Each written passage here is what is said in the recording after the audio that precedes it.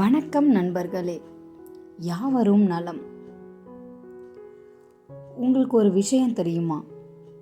நம்ம ஏன் சில நேரங்களில் எவ்வளவு முயற்சி செஞ்சாலும் புதுசாக எதையும் கற்றுக்க முடியறதில்ல? அதுக்கு நம்முடைய அறிவு தடையா இல்லை நம்முடைய கர்வமா? இதை பற்றி ஒரு ஆழமான ஜென் கதை இன்னைக்கு நம்ம பார்க்க போகிறோம். நம்மளோட சேனலை சப்ஸ்கிரைப் பண்ணலைன்னா சப்ஸ்கிரைப் பண்ணி வச்சுக்கோங்க. ஒரு முறை ஒரு பெரிய பேராசிரியர் ஒரு ஜென் குருவை தேடி போனார். அந்த பேராசிரியர் நிறைய படித்தவர். ஆனால் அவருக்குள்ள எல்லாம் எனக்கு தெரியும் அப்படிங்கிற ஒரு சின்ன கர்வம் இருந்துச்சு. அவர் குரு கிட்ட போய் பேச ஆரம்பிச்சாரு. குரு அவருக்கு தேநீர் தயாரித்து கொடுத்தாரு. பேராசிரியர் தன்னோட அறிவை பற்றி பேசிக்கிட்டே இருக்காரு. கோப்பையில் தேநீரை ஊற்றினார். கோப்பை நிறைஞ்சிருச்சு. ஆனால் குரு நிறுத்தலை.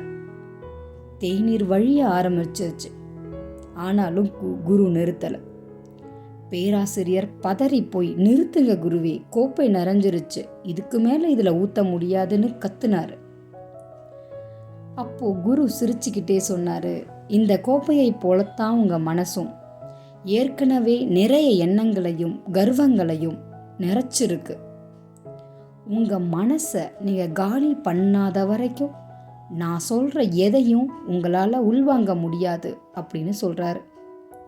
நண்பர்களே, இந்த கதை நமக்கு சொல்கிற பாடம் என்னன்னா, நம்ம ஒரு விஷயத்தை கற்றுக்க போகும் பொழுது எனக்கு எல்லாம் தெரியும்னு போனால் அங்கே நமக்கு எதுவுமே கிடைக்காது.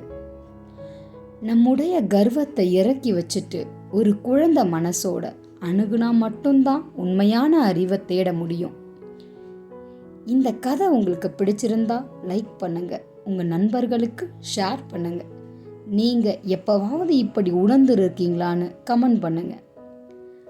மறக்காம நம்ம சேனலை சப்ஸ்கிரைப் பண்ணி பெல் பட்டன் ப்ரெஸ் பண்ணி வச்சுக்கோங்க. நன்றி.